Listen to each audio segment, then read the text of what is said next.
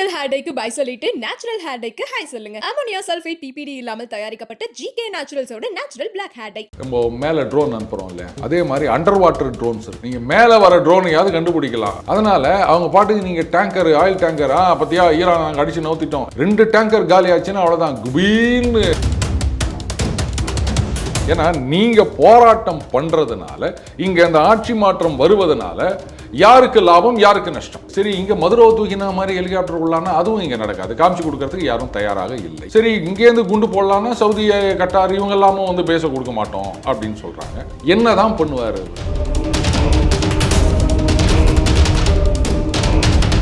இந்த ஸ்டார் லிங்கை யூஸ் பண்ணி எல்லாம் மாட்டிக்கினானுங்க. ஃப்ரீயா இன்டர்நெட் கொடுத்து நான் குழப்பத்தை உண்டாக்குறேன் அப்படின்ட்டு போனா இப்போ அதுக்கே ஆப்பு வச்சுட்டாங்க. ஐயோ, ஸ்டார் லிங்க் வேலைக்கு ஆகாதான்னு சொல்லிட்டு உன்னுடைய சர்வீஸை என்னால் ஆப்பு வைக்க முடியும், உன்னால முடிஞ்சதை பார்த்துக்கலாம். அடுத்தது ஈரான்லேருந்து கிட்டத்தட்ட ஒரு 40% ஆயில் சைனாவுக்கு போயிட்டு இருக்கு. ஸோ சீனாவை சுத்து போடணுன்றதுக்காக அவங்க கூட இருக்கவங்க, அவங்களுக்கு இந்த எனர்ஜி டிபெண்டன்சி அதெல்லாம் வந்து ஒரு களை எடுத்துட்டு இருக்காருங்க. நாம போயிட்டு ஐயா என்னங்க இவ்வளோ விலை சொல்றீங்க, கொஞ்சம் குறைச்சி கொடுங்க, நிறைய இருக்குதுப்பா, வேணாம்ப்பான்னு. இல்லைங்க, ஏதாவது வாங்கிக்கங்க, காலையிலேருந்து ஒன்றும் போனி ஆகலைங்க.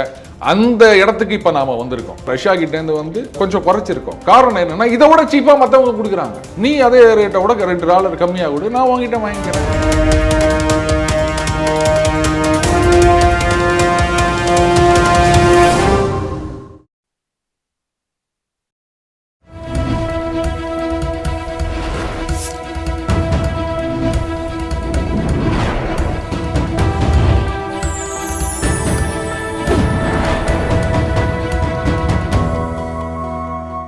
சேனல் 5 தமிழர்களுக்கு வணக்கம். இன்றைய நேர்காணலில் நம்மோடு பேச இருப்பது டெய்லி பஞ்ச் அருண் அவர்கள். சார் வணக்கம். சார் வணக்கம் ரூபன். பல பேர் எதிர்பார்த்து இருக்கிறாங்க, அமெரிக்கா ஈரான் போர் நடக்குமா நடக்காதா, இந்த பிளான் வியூகங்கள் கட்டமைப்பை வகுத்துட்டு இருக்காங்களா? நீங்களும் என்ன மாதிரி கிராமத்துலேருந்து வந்தவர் தானே. இந்த கீரிக்கும் பாம்புக்கும் சண்டை ஓடுறேன் அப்படின்னு இந்த மோடி மஸ்தான்னு சொல்லுவாங்க, பார்த்துருக்கீங்களா? தோ பாரு, தோ சண்டை போடுது அப்படின்னு. இந்த பக்கம் பாம்பு இருக்கும், அந்த பக்கம் கீரியை கட்டி வச்சுக்கிறாங்க. நாமளும் வந்து அது கீரியும் பாம்பும் சண்டை போடுவான்னு ஒரு ஊருக்கு வந்தார் அப்படின்னு சொன்னால், அப்படியே அங்கே இங்கே அப்படின்னு சொல்லிட்டு ஒரு வாரம் ஃபுல்லாக 7-8 இடத்துல அவர் கடை போடுவாருங்க. நாமளும் வந்து அத்தனை இடத்துக்கும் போவாங்க. ஆனால் கடைசி வரைக்கும் அவன் பேசி இது மாதிரி இந்த தாயத்தை வாங்க அப்படின்னு தாயத்தை விட்டு போவாரே தவிர, இன்னி வரைக்கும் அந்த கீரி பாம்போட சண்டை போட்டால் தான் நான் பார்த்தது இல்லைங்க. ஏன்னா சண்டை போட்டுச்சுன்னா அது பாம்பை கட்சி தின்னுடும், அதுக்கப்புறம் அடுத்த நாள் பழப்பு நடக்காது. புரியுதுங்களா? ஸோ அந்த மாதிரி தான் நான் பார்க்குறேன். இன்றைக்கி வந்து அமெரிக்கா ஈரானை அடிக்கணும் அப்படின்னு வந்து குறியாக இருக்காங்க. ஆனால் கூட இருக்கவங்களே ஒத்துக்கலை. சவுதி அரேபியா, கட்டார், இஸ்ரேல் இவங்களே வந்து தடுத்து நிறுத்துகிறாங்க. சீனா வந்து ஃபுல் ஃப்ளெஜ்டாக சப்ளை பண்ணிட்டுருக்காங்க மிசைல்ஸ். அதெல்லாம் இல்லை, கூட இருக்க அரபு கண்ட்ரிஸ்லாம் ஒத்துக்கலைன்னா ஓகே, ஒரு நியாயம் இருக்குது. இஸ்ரேல் என்ன காரணம்? தம்பி, இதுக்கு நீங்கள் இன்னும் கொஞ்சம் பின்னாடி போனோம். அன்னைக்கு சண்டை நடந்தது தெரியுமா, போன வருஷம். அப்போ பார்த்தீங்களா, நாங்கள் பங்கர் பஸ்டர் பாம்பு போட்டோம். அது மாதிரிங்க அந்த பெரிய அந்த பாம்பர் வந்தது, அது வந்து போட்டுது 11-12 சொன்னாங்க எத்தனை போட்டோம் அப்படின்னு சொல்லிட்டு. ஆனால் போட்டு என்ன பண்ணீங்க? அங்கே இருந்த நியூக்ளியர் ஃபெசிலிட்டிஸை டெஸ்ட்ராய் பண்ணிங்களா? அங்கே இருந்ததுன்னு சொன்னால் ரேடியேஷன் வந்திருக்கணுமா இல்லையா? ஒன்றுமே வரல. அதுக்கு நாள்லேருந்தே எல்லாம் லாரியில் வச்சு எடுத்துகிட்டு போயிட்டாங்க. ஆள் இல்லாத கடையில் டீ ஆற்றினா மாதிரி காலியாக இருந்த இதில் குண்டு போட்டாங்க அப்படின்றது உலகத்துக்கே தெரியும். நான் குண்டு போடுற மாதிரி போடுறேன், நீங்கள் நாள் அதை காலி பண்ணிட்டு போயிருங்க, இதுதான் அண்டர்ஸ்டாண்டிங். ஸோ அப்போவே புட்டின் வந்து தலையிட்டு 2 பேர்த்துக்கிட்டையும் பேசி, இந்த பேச்சாக இருக்கணும், இனிமேல் இதெல்லாம் பண்ணாதீங்க அப்படின்ட்டு அவங்களுக்குள்ள ஒரு எழுதப்படாத ஒப்பந்தத்தை கொண்டு வந்தாருங்க. இப்போது இவர் என்ன பண்ணுறாரு, நீங்கள் இதெல்லாம் பார்த்தீங்கன்னா தெரியும், சும்மா ஒன்றும் கிடையாது. வெனிசுவேலாவுக்கு செக் வச்சார், அங்கே இருக்கவங்க தூக்கினார். காரணம் என்னென்னா, அங்கேருந்து சீனாவுக்கு ஆயில் போகிறத தடுத்து நிறுத்தணும் அப்படின்னு. அடுத்தது ஈரான்லேருந்து கிட்டத்தட்ட ஒரு 40% ஆயில் சைனாவுக்கு போயிட்டுருக்குங்க. ஸோ அதை வந்து நிறுத்தணும் அப்படின்னு. அதுக்காகத்தான் இப்போ ஈரான் மேலே அவர் குறி வச்சுருக்காரு. ஸோ சீனாவை சுத்து போடணுன்றதுக்காக அவங்க கூட இருக்கவங்க, அவங்களுக்கு இந்த எனர்ஜி டிபெண்டன்சி அதெல்லாம் வந்து ஒரு களை எடுத்துகிட்ருக்காருங்க. ஆனால் ஒன்று யோசிச்சு பார்க்கணும், நீங்கள் ஈரான்லேருந்து வர ஆயிலை சப்ளை நிறுத்திட்டீங்கன்னா, அந்த பக்கம் ரஷ்யாவிலேருந்து வரும்போது, பக்கத்துலேருந்தே வரப்போகுது, இவ்வளோ தூரம் ஏன் கப்பலில் வரணும்? ரஷ்யா கிட்டேன்னா ஆயிலா இல்லை, ஏராளமாக இருக்குது. ஏன்னா நீங்கள் தான் வந்து அவங்கவுங்கெல்லாம் வாங்கக்கூடாதுன்னு சொல்லிட்டீங்க, அதனால் வந்து கூஞ்சி கிடக்குது. சீனா நீ மொத்தமாக என்கிட்டயே வாங்கிக்க, நீ ஏன் மற்றவங்கிட்டலாம் போகிறேன் அப்படின்னு அவங்க கொடுக்க போகிறாங்க. அதுவும் புதுசாக பைப்லைன்லாம் வேறு போட்டுனுக்கிறாங்க. அதுக்கப்புறம் அவங்களுக்கு என்ன கஷ்டம் நீங்கள் சொல்லுங்கள். ஆனால் அந்த ஸ்ட்ரெய்ட் ஆஃப் ஹோர்முஸ் அப்படின்னு ரொம்ப குறுகலான ஒரு வழிப்பாதை, அதை வந்து ஈரான் பிளாக் பண்ணிட்டாங்கன்னா, சார் அதை எப்படி சார் பிளாக் பண்ண முடியும், அமெரிக்காவோடதுன்னா அது பாருங்க, இதுக்குன்னே நிறைய ஸ்ட்ராட்டஜி வச்சுருக்காங்க. பழைய ஓட்ட ஓடசல் டேங்கர் இதெல்லாம் இருக்கு இல்லையா, அதையெல்லாம் கொண்டு வந்து போட்டு இவங்களே வந்து குண்டை வச்சு எரிச்சு விட்டுருவாங்க. அடுத்தது இந்த சி மைன்ஸ்னு சொல்லுவாங்க, லேண்ட் மைன்ஸ் மட்டும் இல்லை, சி மைன்ஸ் இருக்குது, அது ரொம்ப கஷ்டம். இன்றைக்கி வந்து அந்த வார்ஃபேர், அதுவும் சி வார்ஃபேர் அப்படின்றது வந்து ஒரு பெரிய மாற்றத்துக்கு உள்ளாகி விட்டது. நம்ம மேலே ட்ரோன் அனுப்புகிறோம் இல்லையா, அதே மாதிரி அண்டர் வாட்டர் ட்ரோன்ஸ் இருக்குது தெரியுமா உங்களுக்கு? கடலுக்கடியிலே போகுமா? ஆமாம். ஓகே. நீங்கள் மேலே வர ட்ரோனையாவது கண்டுபிடிக்கலாம், தண்ணிக்கடியில் வர ட்ரோனை கண்டுபிடிக்கிறது ரொம்ப கஷ்டம் தம்பி. அதனால் அவங்க பாட்டுக்கு நீங்கள் டேங்கர், ஆயில் டேங்கர், பற்றியா ஈரான் நாங்கள் அடித்து நவுத்திட்டோம் இப்படின்னீங்கன்னா, எங்கேருந்தாவது அவங்க அமிச்சாங்கன்னா 2 டேங்கர் காலி ஆச்சுன்னா அவ்வளோதான், குபீல்னு ஆயில் விலை ஏறிடும். இது உலகத்துக்கே ஒரு பெரிய அடி, குறிப்பாக யூரோப்பியன் நேஷன்ஸ்க்கு. ஏன்னா அவங்க தான் வந்து ஃபுல்லாக டிபெண்ட் பண்ணியிருக்காங்க வெளியிலேருந்து வரணும் அப்படின்னு. நமக்கும் பிரச்சனை இல்லை, ரஷ்யாவிலேருந்து இந்த பக்கம் வந்துடும். ஸ்ட்ரெய்ட் ஆஃப் ஹோர்முஸ் மூடினாலுமே ரஷ்யா கிட்டே நம்ம இன்க்ரீஸ் பண்ண போகிறோம். வேலைக்கு நான் ஓரமாக போய் உட்காரு, நீங்கள் என்ன அவங்ககிட்ட ஆயில் வாங்காத இவங்ககிட்ட ஆயில் வாங்குதுன்னு சொல்கிறேன், போடலைங்க ஆயிலே இல்லைடா, நான் வேற எங்கே வாங்குறது, உன் வேலையை பார்த்துக்கிட்டு போ அப்படின்னு நம்ம சொல்லிடுவோம். இப்போ அமெரிக்கா என்ன பண்ணியிருக்காங்க தெரியுமா, வெனிசுவேலாலேருந்து வந்து அந்த $500 மில்லியன் ஆயிலை நாங்கள் எடுத்துக்கணும் அப்படின்னு சொன்னாங்கல்ல, இந்தியா நீங்கள் வாங்கிக்கங்கன்னு சொல்லிக்கிறாங்க. அது தெரியுமா? நம்மளை விட்டு ஆள் இல்லையா என்ன? எதுக்குன்னா ரஷ்யா கிட்டேருந்து வாங்காதீங்க, எங்ககிட்ட வாங்கிக்கோங்க அப்படின்னு நாம சொல்லுவோம். ரைட்டுங்க, அவங்க வந்து 5 ரூபா குறைச்சி கொடுக்குறாங்க, நீங்கள் எவ்வளோ குறைச்சி கொடுக்குறீங்க, நாங்கள் 8 ரூபா குறைச்சி கொடுக்குறோம். இதுக்கு என்ன சொல்கிறீங்க? யூஏஇலேருந்து வந்து எல்என்ஜி அக்ரிமெண்ட் போட்டு போய்கிறாரு பார்த்தீங்களா, நமக்கு சப்ளை பண்ண போகிறாங்க. அங்கே சுற்றி நமக்கு கம்மியாக கிடைக்குதுல, அவ்வளோதான். அதாவது நாம் போயிட்டு ஐயா என்னங்க அவ்வளோ விலை சொல்கிறீங்க, கொஞ்சம் குறைச்சி கொடுங்க அப்படின்னு நாம் கேட்குறது போயிட்டு இது நிறைய இருக்குதுப்பா வேணாம்ப்பான்னு, இல்லைங்க ஏதாவது வாங்கிக்கங்க, காலையிலேருந்து ஒன்றும் போனி ஆகலைங்க, அந்த இடத்துக்கு இப்போ நாம் வந்திருக்கோம். புரியுதுங்களா? நாம் சொல்கிறோம் சரி வாங்கிக்கிறோம், அதனால் இருப்போம். இப்போது ரஷ்யா கிட்டேருந்து வந்து கொஞ்சம் குறைச்சிருக்கோம். காரணம் என்னென்னா இதை விட சீப்பாக மற்றவங்க கொடுக்குறாங்க. நம்ம பொறுத்த வரைக்கும் இதுதான், நாங்கள் ரஷ்யா கிட்டேருந்து வாங்குகிறோம் அப்படின்றது வந்து அவங்க சீப்பாக கொடுக்குறாங்க, அவ்வளோதான். நீ அதே ரேட்டை விட $2 கம்மியாக கொடு, நான் உங்ககிட்ட வாங்கிக்கிறேன், என்ன அப்போது? அதனால் நாம் எல்லாத்துக்கும் தயாராக இருக்கோம். இப்போது யுஏஇ அவர் எம்பிசி இங்கே இந்தியா வந்துட்டு போனார், மோடியை பார்த்தார். இப்போ ரஷ்யா போயிருக்கார். எதுக்கு தெரியுமா? அக்ரிமெண்ட் எதுவும் புதுசாக கையெழுத்து போடுங்க? அப்படி இல்லை, சவுதி அரேபியா அவங்க பாகிஸ்தானோட ஒரு ஒப்பந்தம் போட்டாங்க. இந்த ஏர்போர்ட்டு விமானங்கள் எல்லாம் இல்லை, அதாவது ஒரு டிஃபென்ஸ் கோஆப்ரேஷன் அப்படின்னு சொல்லிட்டு யுஏஇ இங்கே வந்தப்போ டிஃபென்ஸ் கோஆப்ரேஷன், பட் அது ரொம்ப பெருசாக இப்போ ஆரம்பிக்க வேணாம் அப்படின்னு சொல்லிட்டு ஒரு லெட்டர் ஆஃப் இன்டென்ட் அப்படின்னு ஆரம்பிச்சிருக்கோம், டிஃபென்ஸ் அண்ட் மாரிடைம் கோஆப்ரேஷன் அப்படின்னு. இங்கே வரார், வந்துட்டு அடுத்தது ரஷ்யா போகிறார். ஈரான் என்ன பண்ணிட்டாங்க, அதை பாருங்க, எங்கள் மேலே குண்டு போட்டிங்கன்னா இங்கேருந்து சவுதி அரேபியா இப்படி கட்டார் இப்படி எல்லாம் ஆரம்பித்து இஸ்ரேல் வரைக்கும் நாங்கள் முதல்ல உங்களை அடிப்போம். அமெரிக்காவை அடிக்கிறதுன்றது வேறு, உங்களுடைய ஏர்க்ராஃப்ட் கேரியரு மற்ற இது அதை நாங்கள் அடிக்கல, அது வேறு விஷயம். ஆனால் இங்கே பக்கத்தில் இருக்க அத்தனை பேர் மேலேயும் நாங்கள் குண்டு போடுவோம். அப்போ என்ன பண்ணுவீங்க அப்படின்னு. சவுதி அரேபியா யுஏஇ எல்லாம் பக்கத்தில் தானே இருக்குது. சரி ரைட்டு, நீங்கள் சவுதி மேலே ஒன்றா போடுங்க, எங்கள் மேலே போடாதீங்க அப்படின்னு கூட கேட்டுக்கலாம்ல. இந்தியா ரஷ்யா 2 பேர்கிட்டையும் பேசி நீங்கள் ஈரான் கிட்ட சொல்லுங்கள் அப்படின்னு கூட சொல்லியிருக்கலாம்ல. It's a possibility, think it over. So அப்போ நாளைக்கே பிரச்சனை வந்தது அப்படின்னு சொன்னால் சவுதி மேலே போடலாம். சவுதி கட்டார் சொல்லிட்டாங்க, எங்ககிட்டேருந்து நாங்கள் பேஸ் எல்லாம் கொடுக்க மாட்டோம், நீங்கள் ஃப்ளைட்டை இங்கேருந்து எடுத்துகிட்டு போக முடியாது அப்படின்னு சொல்லிட்டு ஓகே தேவையில்லாமல். அது மட்டும் இல்லை ரூபன், இப்போ அந்த ஸ்ட்ரெய்ட் ஆஃப் ஹோர்முஸ் அஃபெக்ட் ஆச்சுன்னு வச்சுக்கோங்களேன், சவுதியோடைய ஆயில் இந்த பக்கம் தானே வருது, நிறைய அவங்களுக்கு பாதிப்பு இருக்கிறதுனால அவங்க அது போகாது இல்லை. விலை ஏறிச்சு நமக்கு காசு வருது அப்படின்னு பார்த்தாலும் அந்த இன்சூரன்ஸ் காஸ்ட் ஏறிடும், இன்சூரன்ஸ் ப்ரீமியம் இருக்குல்ல, அது கண்ணாபின்னா ஏறும், அது ஒரு விஷயம். அதுக்கப்புறம் அந்த டிரான்ஸ்போர்ட்டர்ஸ் இருக்காங்க பாருங்கள், அவங்க ரேட்டை ஏற்றிடுவாங்க. ஸோ அந்த ஆயில் முதல்ல போகாது, போனால் தானே காசு வரும் உங்களுக்கு, அது ஒரு சிக்கல் இருக்குல்ல. அதனால தான் இவரும் வந்து அப்படியே கட்டுப்படுத்த முடியல, இவர் எதையாவது ஒன்று குண்டு போட்டே ஆனோம் எனக்கு. இந்த மாதம் நான் ஒரு இடத்துலையும் குண்டு போடலையே. போன வருஷம்லாம் என்ன பண்ணியிருந்தாரு, இந்த மாதம் எங்கே அக்ரிமெண்ட் போடுறது, அமைதியை நிலைநாட்டுவது, கோடு போடுவதுன்னு பார்த்துருந்தாரு. இப்போ இந்த மாதத்துக்கு எங்கேயாவது குண்டு போடணும், எங்கே எங்கே எங்கே எங்கே அப்படின்னு தேடி நிற்கிறார். கிரீன்லாண்ட்லேயும் குண்டு போடல, பம்பிட்டார். அதனால தான் அந்த வெயிட்டிங்கா, எப்போ வேணாலும் தாக்குதல் நடத்திடுவோம், ஆபரகன்லாம் கொண்டு விட்டுட்டோம். அதாவது ரூவன், அங்கே வெனிசுவேலாவில் பண்ண மாதிரி இங்கே பண்ண முடியாது. ஏன்னு கேட்டிங்கன்னா முதல்ல அந்த ஆக்சசிபிலிட்டி அப்படின்னு ஒன்று இருக்குது. நீங்கள் வந்து அந்த கம்பெனி இருக்க இடத்துக்கு போனோம் அப்படின்னா long distance you will have to travel. மலைகள் முக்கியமாக சுற்றி மலைகள் அப்புறம் எங்கேயாவது பதுங்கியிருப்பார்.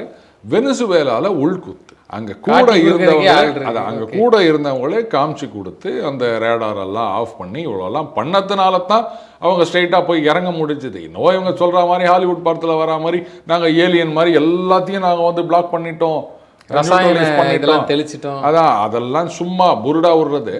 இங்க அது நடக்காது. இங்க வந்து காமிச்சு கொடுக்கறதுக்கு இப்போதைக்கு அவங்க கிட்ட ஆள் இல்ல. உள்ள இருந்த ஸ்பையும் போட்டு தள்ளிட்டாங்க. அதுதான் இந்த ஸ்டார் லிங்கை யூஸ் பண்ணி எல்லாம் மாட்டிக்கினானுங்க. இப்போ அவங்களோட இந்த நெட்வொர்க்கே செயலிழந்து போய்விட்டது. ஸ்டார் லிங்க் வந்து இது மாதிரி சண்டை நடக்கிற இடத்துலலாம் ஃப்ரீயாக இன்டர்நெட் கொடுத்து நான் குழப்பத்தை உண்டாக்குறேன் அப்படின்ட்டு போனால் இப்போ அதுக்கே ஆப்பு வச்சுட்டாங்க அவங்க. இப்போ எல்லாம் பயந்து நிற்கிறாங்க, ஐயோ ஸ்டார் லிங்க் வேலைக்கு ஆகாதான்னு சொல்லிட்டு. இந்த ஸ்டார் லிங்க்குக்கு போட்டியாக ரஷ்யாவில் வந்து அதே மாதிரி ஒரு சேட்டலைட் சர்வீஸ் கொண்டு வராங்க. ஸோ அவங்க என்ன சொல்கிறாங்க, உன்னுடைய சர்வீஸை என்னால் ஆப்பு வைக்க முடியும், என்னுடைய ஓன் சர்வீஸை நான் பண்ண முடியும், உன்னால் முடிஞ்சதை பார்த்துக்கோ அப்படின்றாங்க. ஸோ அதனால தான் வெறும் உதார் மட்டும்தான் விட்டுட்ருக்காரு. மேபி வேற ஏதாவது ஒரு பிரச்சனை வந்தது, உள்நாட்டிலேயே ஒரு பிரச்சனை வந்தது, திடீர்னு விலைவாசி ரொம்ப ஏறி போயிடுச்சு அப்படின்ற பட்சத்தில் இங்கே நம்ம பார்க்குறோம் இல்லையா, ஏதாவதுனா உடனே வந்து பாருங்கள் என்னை ஏர்போர்ட்டில் இவர் ஹிந்தி பேச சொன்னார், டீ கடையில் என்னை ஹிந்தி பேச சொன்னார் அப்படின்னு உடனே சோஷியல் மீடியாவில் வரும் இல்லையா. அந்த மாதிரி உள்நாட்டில் ஏதாவது குழப்பம் வந்தது, விலைவாசி ஏறிடுச்சு, இல்லை வேலை வாய்ப்பு குறைஞ்சிச்சு, ஏதாவது பிரச்சனைன்னு சொன்னால் உடனே ஒரு குண்டை போடுறேன் அப்படின்ட்டு வருவார் அவர். இதைத்தான் அவர் பண்ணி எல்லாத்துக்கும் ஆப் அடிச்சிட்டாங்களே. ஈரானும் தந்திரமா இப்போ உள்நாட்டில் கருச்சி ஏற்படுத்தினாங்க. இப்போ அதுக்கும் வழி இல்லாமல் தானே போயிடுச்சு.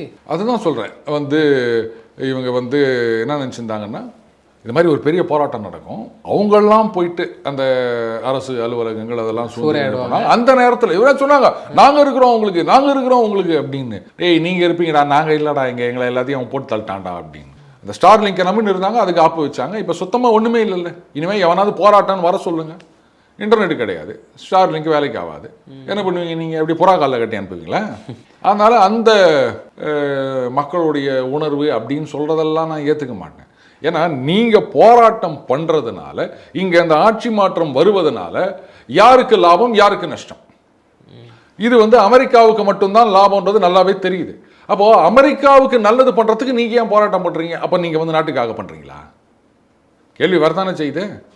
ஸோ அதான் நான் சொல்கிறேன், இது வந்து தானாக மக்களாக வந்தது கிடையாது, தூண்டி விடப்பட்ட போராட்டம். அங்கே உள்ளுக்குள்ளே இருந்த ஏஜென்ட்ஸு இவங்கெல்லாம் வந்து ஒரு வெஸ்டர்ன் இன்ட்ரெஸ்ட்டை கிளப்பி விட்டு வாங்க எல்லாம் போய் போராட்டம் பண்ணலான்னு சொல்லிட்டு கட்சியில் தேர் இழுத்து தெருவில் விட்டு எல்லாத்தையும் காலி பண்ணிட்டு அவங்களும் பூட்டானுங்க. அதனால் உள்நாட்டில் குழப்பத்தை ஏற்படுத்த முடியாது. சரி, இங்கே மதுரவை தூக்கின மாதிரி ஹெலிகாப்டர் உள்ளானா அதுவும் இங்கே நடக்காது, காமிச்சு கொடுக்கறதுக்கு யாரும் தயாராக இல்லை. சரி, இங்கேருந்து குண்டு போடலான்னா சவுதி, கட்டார் இவங்க எல்லாமும் வந்து பேச கொடுக்க மாட்டோம் அப்படின்னு சொல்கிறாங்க. அவங்களே வந்து இது பாருங்கள் சண்டைலாம் வேணாங்க, சும்மா இருங்க, ஏங்க தேவையில்லாமல் இது மாதிரிலாம் வந்து இழுத்து விட்டுனுக்கிறீங்க அப்படின்றாங்க.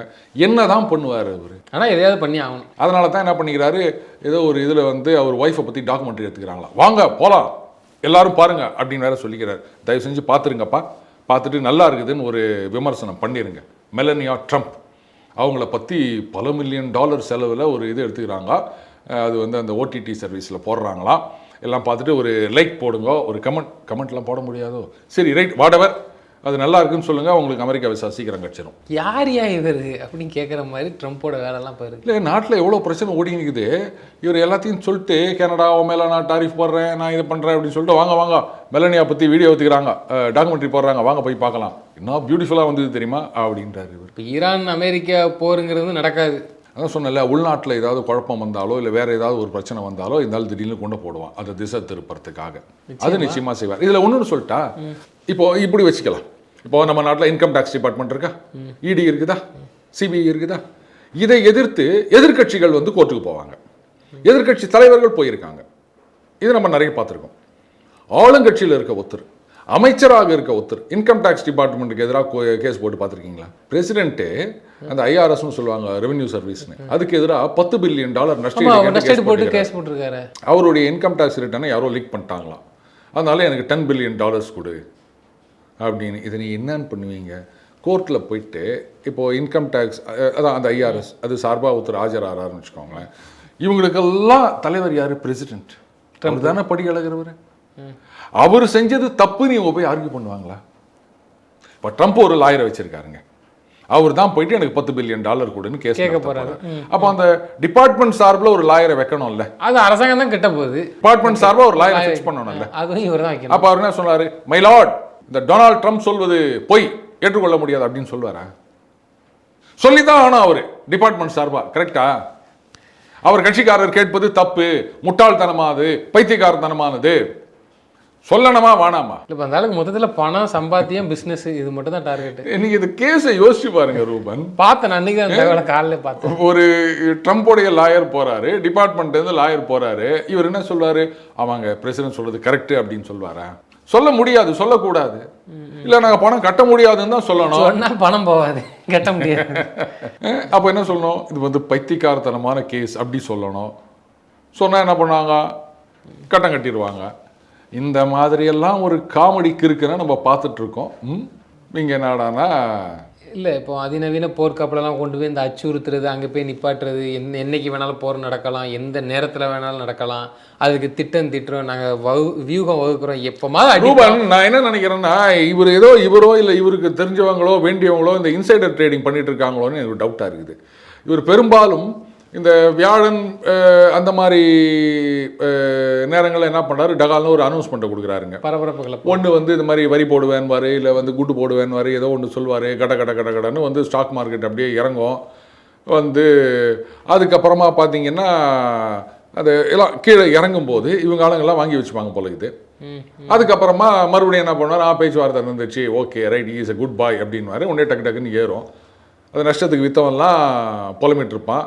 அந்த நேரத்தில் வாங்கினவன் ஏறும்போது விற்று காசு பார்த்துட்டு போயிடுவான். இந்த மாதிரி ஏதாவது பிஸ்னஸ் பண்ணிட்டு இருக்காரோ அப்படின்னு டவுட் ஆகுது. ஏன்னா சொல்லியிருக்காங்க, போன வருஷம் மட்டும் $1.5 பில்லியன் நம்ம அன்றைக்கே பார்த்தோம்ல, வந்து சம்பாதிச்சிக்கிறாங்களா அவங்க. இப்போ அந்த மெலனியா ட்ரம்ப்பை வச்சு ஒரு டாக்குமெண்ட்ரி எடுத்துக்கிறாங்களா, இதுக்கு எத்தனை மில்லியன் கொடுத்தாங்களோ தெரியல. ப்ரமோஷனுக்கே வந்து 75 மில்லியன் செலவு பண்ணுறாங்க அப்படின்றாங்களாம்.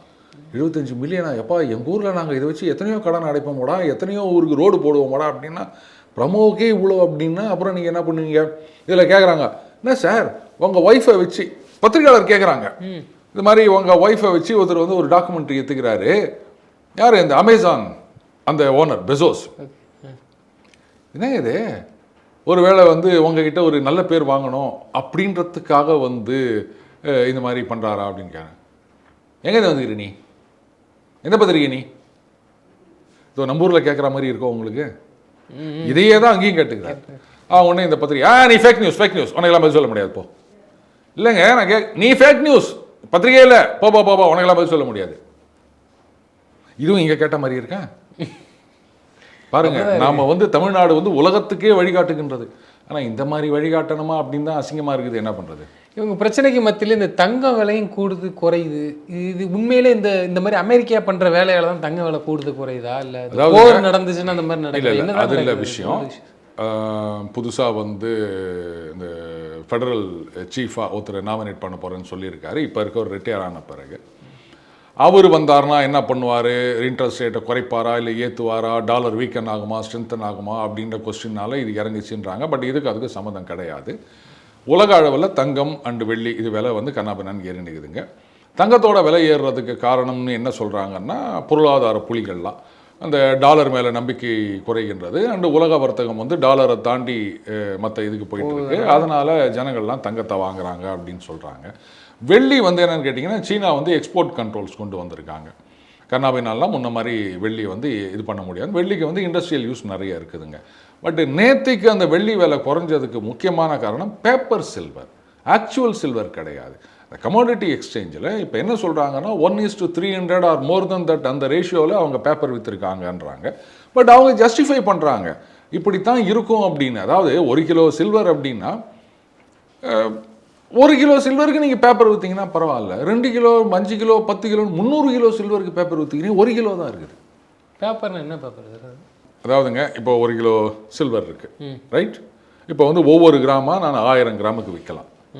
நீங்கள் வந்து எதுக்கு நான் அந்த எடுத்துகிட்டு போனோம், நீங்கள் அங்கேயே வச்சுருங்க, அதுக்கு பதிலாக எனக்கு சீட்டு மட்டும் எழுதி கொடுத்துருங்க, நான் சீட்டை கையில் வச்சுக்கிறேன், அதுக்கப்புறம் அந்த விலை ஏறிச்சின்னு சொன்னால் இந்த சீட்டை விற்றுக்கிட்டு நான் காசை வாங்கிக்கிறேன். ஆக்சுவல் வெள்ளியா ஃபிசிக்கல் சில்வராக எடுக்கிறதுக்கு பதிலாக அதுக்கு பதிலாக சீட் இப்படி வச்சுக்கோங்க. பேப்பர் வச்சு இது பண்ணுறது. ஓகே. அப்போது 1 கிலோவுக்கு 1000 கிராம்னா 1000 சீட்டு தான் நீங்கள் விற்க முடியும். நீங்கள் 300, 200, 350 கிலோ சில்வருக்கு நீங்கள் பேப்பரை விற்றீங்கன்னா எல்லாம் இது வரைக்கும் எப்படி ஓடி நிற்குது, ரைட்டு விலை ஏறும், விற்பாங்க, அதை விற்கும் போது வாங்குறதுக்கு ஒருத்தவங்க வருவாங்க, இப்படியே போயிட்டு இருந்ததாங்க. இப்போ வந்து சீனா அந்த ரெஸ்ட்ரிக்ஷன் கொண்டு வந்த பிறகு இண்டஸ்ட்ரியல் யூஸுக்கு சில்வர் நிறைய தேவைப்படுது அப்படிங்கிறதுனால இப்போது ஃபிசிக்கல் சில்வராக வேணும் அப்படின்றாங்க. இப்போது யோசிச்சு பாருங்கள், நீங்கள் 1:300 கூட வேணாம், 1:100 விற்றா கூட அந்த 100 பேரும் பேப்பரை கொண்டு வந்து குத்தி எனக்கு சில்வரை கொடுறான்னா எங்கே போவாங்க? இது வெளில தெரிஞ்சிட்ட உடனே டிமாண்ட் அதிகமாகிடுச்சு. இவங்க அத்தனை பேரும் பேப்பரை கொடுத்தானுங்க, இவங்ககிட்ட சில்வர் கிடையாது, அப்போ வெளி மார்க்கெட்டில் வாங்கி தான் கொடுத்தாங்க. ஓகே. அப்போ எப்படியும் அவன் இங்கே தாண்டி வருவான், நான் பார்த்துக்கிறேன் அப்படின்ட்டு விலை ஏறி போச்சு. இப்போது நேற்று இறங்கினது எல்லாமே பேப்பர் சில்வர், புரியுதுங்களா? இன்றைக்கும் சீனாவில் ஃபிசிக்கல் சில்வருடைய ரேட்டு இதை விட $25 அதிகமாக தான் இருக்குது. அங்கே ஃபிசிக்கலாக வாங்கி வச்சுருக்காங்க. சொல்கிறாங்க, பாருங்க தம்பி, நீங்கள் என்ன பண்ண, இன்றைக்கி சைனா தரப்புலேருந்து டீட்டெயில்டாக ஒரு ஸ்டேட்மெண்ட் கொடுத்துருக்காங்க. சைனா, ரஷ்யா இவங்க 2 பேரும் வந்து வேர்ல்டுலேயே தங்கத்தை அதிக அளவில் ப்ரொடியூஸ் பண்ணுறாங்க. ஃபஸ்ட்டில் இடத்துல வந்து சீனா இருக்குது, 374 என்னவோ அடுத்த டன்னு. அடுத்தது வந்து 320 சம்திங் டன் வந்து ரஷ்யா இருக்குது. உற்பத்தி பண்ணுறாங்களா இல்லை தங்கம்? ஓகே, தங்கம் எடுக்கிறாங்க. ஆமாம். இல்லை கையிருப்பு அந்த நாட்டில் இருக்கா? இல்லை. ஓகே.